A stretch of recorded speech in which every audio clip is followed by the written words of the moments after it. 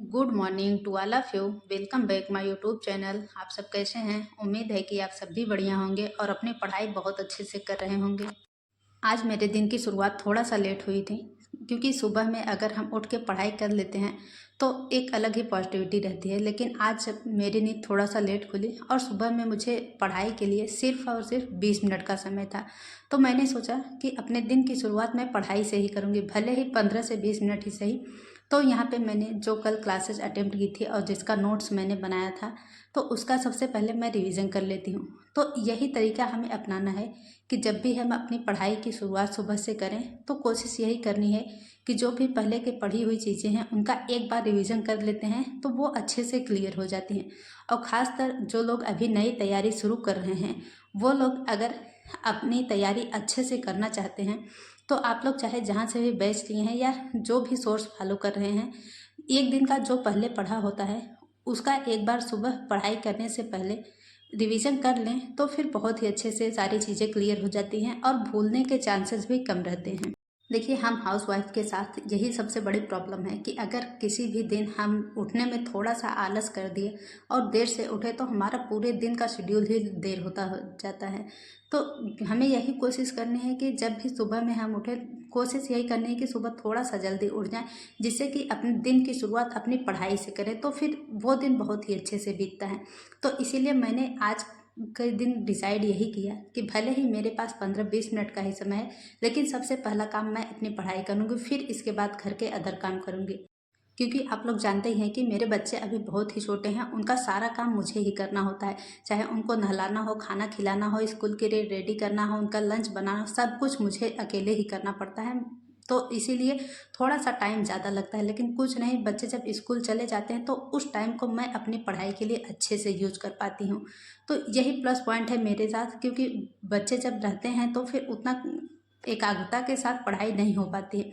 लेकिन जिस समय बच्चे स्कूल में रहते हैं तो उस टाइम को मैं अपनी पढ़ाई के लिए अच्छे से यूज कर पाती हूँ। तो ये और अभी जब सुबह में मैं पढ़ रही थी तो बच्चे उठ गए थे, थोड़ा शोरगुल हो रहा था, लेकिन फिर भी मैंने सोचा कि अगर बच्चों के चक्कर में लगूंगी तो फिर मेरा सुबह का समय ऐसे ही चला जाएगा। तो इसीलिए मैंने डिसाइड किया कि भले ही बच्चे शोरगुल कर रहे हैं, कितना भी कुछ कर रहे हैं, लेकिन मैं अपना सबसे पहले जो कल का लिखा हुआ है उसे एक बार अच्छे से रिवाइज कर लेती हूँ। तो यहाँ पे मैंने पढ़ाई करने के बाद फिर इसके बाद अपने घर के काम की शुरुआत की। तो घर के काम करने में और बच्चों को स्कूल पहुंचाने में लगभग मुझे 2.5 घंटे का समय लग ही जाता है। तो मैं कोशिश यही करती हूँ कि सुबह जब बच्चे स्कूल जाएं उससे पहले मैं अपने घर का आधे से ज़्यादा काम कंप्लीट ही कर लेती हूँ। तो देखिए, हमारे लिए कोई एक्स्ट्रा टाइम नहीं मिलेगा, हमें इन्हीं सब घर के कामों के बीच अपने बच्चों की देखभाल करते हुए ही हमें पढ़ाई के लिए समय निकालना है। क्योंकि अगर हम ये सोचें कि हमें पूरा फ्री टाइम मिले तो ऐसा बिल्कुल भी पॉसिबल नहीं है। और अब जब बच्चे स्कूल चले गए हैं तो लगभग सुबह का 8:30 बज रहा है। तो यहाँ पे सबसे पहले मैंने अपने लिए एक कप चाय बनाई और चाय पी के अब मैं चलूँगी अपना पढ़ाई स्टार्ट करने, क्योंकि 8:30 बजे से लेके लगभग 12 बजे तक मेरे पास एकदम फ्री टाइम है। तो इस टाइम पे मैं अपनी पढ़ाई अच्छे से कर पाती हूँ। तो यहाँ पे सबसे पहले मैं अपनी बुक रीडिंग स्टार्ट करती हूँ। देखिए, इस टाइम पे कंपटीशन इतना ज़्यादा बढ़ते जा रहा है कि हम किताब को स्किप बिल्कुल भी नहीं कर सकते। किताबें हमें पढ़नी ही पड़ेगी, चाहे हम जो भी सोर्स फॉलो कर रहे हैं, लेकिन हमें कोशिश यही करनी है कि हम किताब ज़रूर पढ़ें। तो आप लोग चाहे जिस भी सब्जेक्ट की तैयारी कर रहे हैं तो अपने सब्जेक्ट से अकॉर्डिंग अपनी किताब अपने पास ज़रूर रखिए।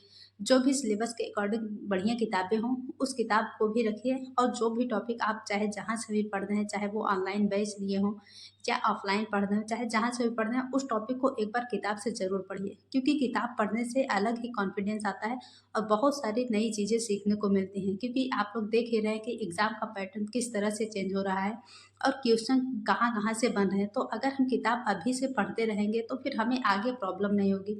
इसीलिए हमें किताब का सहारा ज़रूर लेना है और किताबें ज़रूर पढ़नी है। और जैसे कि हम टीजीटी और नीट के लिए सोशल साइंस सब्जेक्ट से तैयारी कर रहे हैं और मेरा main subject history and political science है। हालांकि बहुत सारे लोगों को नहीं जानकारी है, तो मैं क्लियर कर दूं, मेरा subject history and political science है। तो मैं कोशिश यही करती हूँ कि अपने पूरे दिन में अपने दोनों सब्जेक्ट को बराबर टाइम दूँ। और रही बात ईएलटी और जीआईसी के लिए जीएस की, तो जीएस के लिए मैं सिर्फ 1 से 1.5 घंटे का समय देती हूँ, क्योंकि जीएस का रोल उतना ज़्यादा नहीं जितना कि हमारे सब्जेक्ट का है। लेकिन ऐसा भी बिल्कुल नहीं करना है कि हम जीएस को एकदम भी ना पढ़ें। 1-1.5 घंटे का समय हमें देना ही पड़ेगा, क्योंकि ईएलटी में तो 30 ही नंबर का जीएस पूछा जाएगा। लेकिन अगर जीआईसी में देखा जाए तो जीएस का वेटेज बहुत ज़्यादा है, क्योंकि 80 नंबर का सब्जेक्ट रहेगा और 40 क्वेश्चन उसमें जीएस का रहेगा, तो एक अच्छा खासा वेटेज है जीआईसी में। तो इसलिए अभी से थोड़ा थोड़ा समय जीएस पे भी देना है। लेकिन कोशिश यही करना है कि अपने सब्जेक्ट को बहुत अच्छे से मजबूत करना है, क्योंकि सब्जेक्ट ही हमें सिलेक्शन दिलाएगा। तो सब्जेक्ट को इतना अच्छे से तैयार कर लेना है कि चाहे जहाँ से भी क्वेश्चन बने, जिस भी तरह से बने, हम उसके लिए एकदम से तैयार रहें। तो इसके लिए ज़रूरी यही है कि हम जो भी क्लासेस ले रहे हैं या उसका नोट्स बना रहे हैं, उसके साथ अगर हम किताबें भी पढ़ रहे हैं तो फिर हमारे सब्जेक्ट पे पकड़ एक अच्छी खासी बन पाएगी। तो बस कोशिश यही करनी है कि हमें किसी भी तरह से अपने आप को एकदम से तैयार रखना है, क्योंकि जब भी एग्ज़ाम पास में आए तो हमें ये ना लगे कि हमारी ये चीज़ें छूट रही हैं और हम से तो इस तरह से क्वेश्चन बन ही नहीं रहे। तो अगर क्वेश्चन अच्छे से बनाना है तो उसके लिए हमें बहुत ही ज़्यादा मेहनत करनी पड़ेगी, क्योंकि बिना मेहनत के कुछ भी नहीं होने वाला है। और आप लोग देख ही रहे हैं कि भले ही इतने दिनों बाद वैकेंसी आई है, लेकिन सीट कितनी कम है।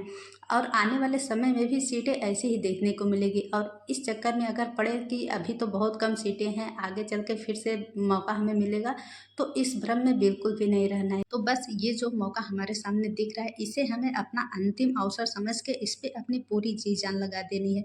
हमें अपनी तरफ से कोई भी नहीं कमी रखनी है। हमें बाद में ये ना पछतावा हो कि हमारे सामने इतने सालों बाद मौका मिला था और उसमें हमारी कमी की वजह से हम उसे गंवा दिए। तो ऐसा बिल्कुल भी नहीं करना है। हमें अपनी पूरी जी जान लगा के मेहनत करनी, बाकी आगे क्या होता है उसे तो देखा जाएगा। लेकिन आज के लिए हमें अपनी मेहनत अच्छे से करनी है। अगर आज हम मेहनत कर रहे हैं तो उसका परिणाम हमें ज़रूर ही देखने को मिलेगा। तो बस अपनी मेहनत पे विश्वास करके हमें ऐसे ही अपनी लगातार तैयारी करते रहना है। बाकी आज के लिए इतना ही, फिर मिलते हैं नेक्स्ट वीडियो में। कोई बात हो तो कमेंट करके ज़रूर पूछिएगा।